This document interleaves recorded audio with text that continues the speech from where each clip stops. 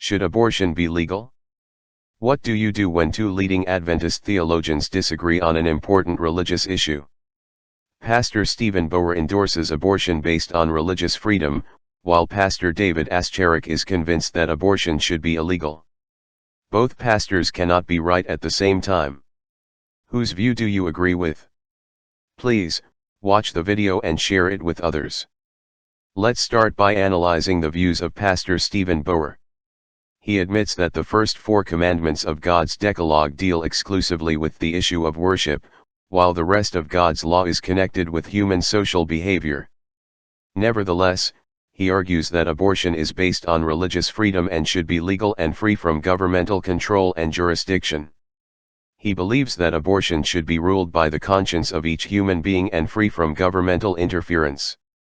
We have big problems. In this video right here, Pastor Stephen Bohr he endorses abortion as a religious freedom, and we will play the video and you will hear him say this out of his own mouth. And if that were not shocking enough, what makes this so bad is that he does this in a very deceptive manner. In the beginning of his video, around 13 minutes or 12 minutes, 30 seconds, he explains the difference between the first 4 and the last 6 commandments. The first 4 are religious in nature and have to do with worship, our relationship with God. And the government cannot legislate the first 4 because those are matters of conscience. But the last 6 commandments have to do with civil society. They are social, civil issues, so the government does have the right to legislate the last 6. Now, this is true. Pastor Stephen Bohr is correct. He then says that sometimes, however, the last 6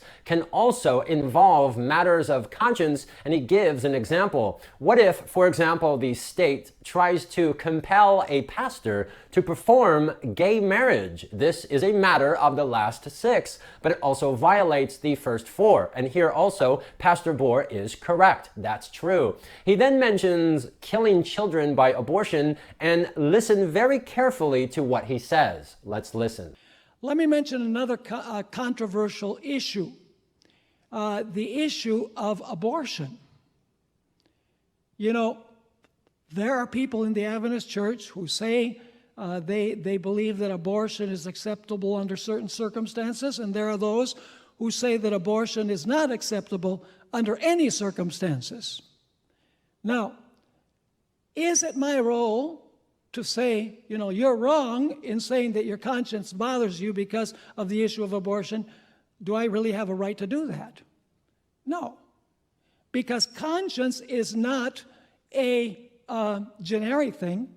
It's not something that all of the church upholds. There are nuances that people have.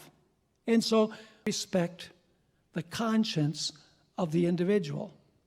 So Pastor Stephen Bohr, out of his own mouth, says that the government cannot legislate the first 4, but it can legislate the last 6. However, in the case of killing little children, he says that this is still a matter of conscience, and notice very carefully, he does not explain the reason why. In this video, Pastor Bohr's position is very clear. He believes that the government has no right to interfere with the legality of abortion. Women have a right to rely not on the Bible but on their own conscience to decide whether killing their own children is right or wrong. Bohr's views are diametrically in opposition to the views of Pastor David Asscherick, who is convinced that killing one's own children is morally wrong regardless of their location inside or outside the womb. I'll give you a great example. The killing of babies. I am immovable on this. I have been anti-abortion and pro-life since I was a 17-year-old vegetarian teenager. Before I even knew anything about Jesus, I was like, it cannot be, because I had a lot of my friends were vegan, like strong, strict, straight-edge vegan people. And then they were like pro-abortion. I'm like, okay, wait. Right? No God, no Christianity, no Bible. I'm like, wait a minute. Okay, wait a minute. So you're not going to eat honey because of the bees, and you're not going to drink milk because of the cows, and you're not going to eat fish because of this, you know, you're not going to eat fish and you're not going to eat chicken. I get all that, by the way. I sympathize with some of that. The bees thing, not so much. But yeah, okay, I'm with you. But you're going to talk about abortion? We're good. So from an early age, I was already swimming upstream with my punk rock culture because 99% of my punk rock friends were all pro-choice. I was like, this is stupid, and it's illogical, and it's inconsistent. Okay, so then I become a Christian, and I'm like, of course, every single person is made in the image of God, and the ending of a life in the womb is tragic. It should be illegal. Should not be allowed to kill a child, whether it's in the womb or out of the womb.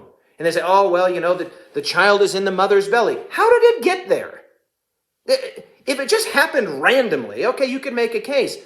I know this is going to be hard for some of you to believe, but the latest studies, the latest medical studies out of top universities, Stanford, Harvard, and others are confirming that there is a direct correlation between sex and babies. It's crazy. I know, right? It seems to be that sex produces babies. So, okay, I got it. You have a baby in your uterus. You don't want that baby. I get it. I understand that. But you didn't know? Did you not know? Did you not know about these studies out of Harvard and Stanford that have confirmed the connection between sex and babies? Now, somebody is invariably going to say, and I want to say two things about this. And by the way, I'm going to circle back in just a second here. Somebody is invariably going to say, but what about incest and what about rape? Okay, yes, I'm willing to have a conversation about that. But friends, you need to understand something. The number of abortions that are happening in the United States of America, trust me on this, I've read and read and read on this. Even according to the pro-choice Guttmacher Institute, the number of abortions that are directly tied to incest or rape is like 3% or less. And by some statistics, it's less than 1%.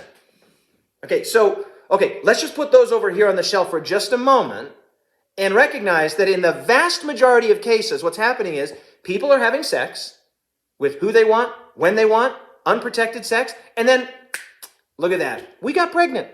And then they're saying, hey, look, I made a decision, and then now I have a baby in my belly, and I don't want that baby anymore. So I'm going to kill it. And then a whole bunch of people are like, yeah, it's right, so kill it. It's your right, right? The baby's inside of you. Okay, friends. This is so obviously tragic, right? Even Bill Clinton, the late president of the United States of America, famously said that abortion should be safe, legal, and rare. Okay, why would he say rare? Because he's recognizing that there's a moral contest here between the bodily autonomy of the woman and the bodily autonomy of the baby. So when he says should be safe, legal, and rare, what he's saying is yeah, hopefully that doesn't happen very much. The world we live in now, that was 20 years ago.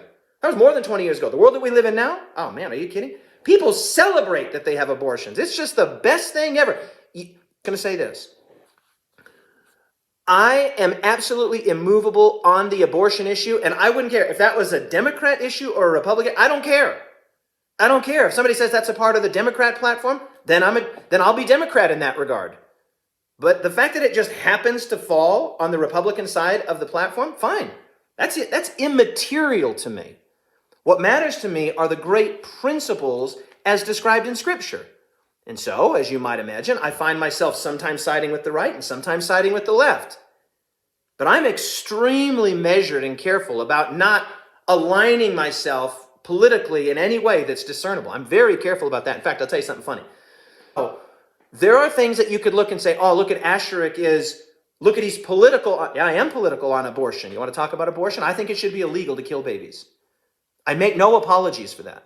None at all. And I never will. I absolutely will. Because here's the thing. They say, oh, well, you know, the baby is inside, bodily autonomy for the mother. Again, we've already dealt with this. How did the baby get inside of there? Okay, again, take the incest and take the rape cases, just set them over here for just a moment, because that's another conversation, which I'm happy to have, but that's not this conversation, because like 97 to 98, 99% of babies that are being aborted are abortions of inconvenience. And what I mean by inconvenience is you slept with somebody. By the way, just a word on this. If God's sexual ideal and ethic was being followed, we wouldn't be having abortions. We wouldn't be having abortions. And people say, well, you can't impose biblical teachings on other people? Yeah, of course you can. Of course you can. From the second tablet of the Ten Commandments, not the first tablet. You're right. We can't impose having no other gods and freedom of worship and bowing down to various images. Okay, that's up to you. Whether or not to keep the Sabbath, taking God's name in vain, fine. That's not the domain of the government. But killing, stealing, lying, perjuring oneself, these aren't the domain of civil government? Of course they're the domain of civil government. It's illegal to kill people. I don't know if you knew that or not. It's illegal to kill human beings. And any civil government on the planet, it's illegal in every single country to just walk up to somebody and kill them, because civil governments have a place. Romans 13 makes this clear. Now check this out. When a baby is born, and I know this from experience because I had 2 sons, when a baby is born, that baby just comes out. It's out of the womb now. It's out of the womb. That baby is every bit as dependent on the mother as that baby was when she was in the womb for at least the next 2 years. Okay, just take that baby. Just take that baby out of the womb and set it on the table. Just set it on the table. Don't feed it. Don't hold it. Don't change it. How long does that baby live? Hours in some cases? Maybe days at the most? But we would say, look at what this woman did. This woman killed her child.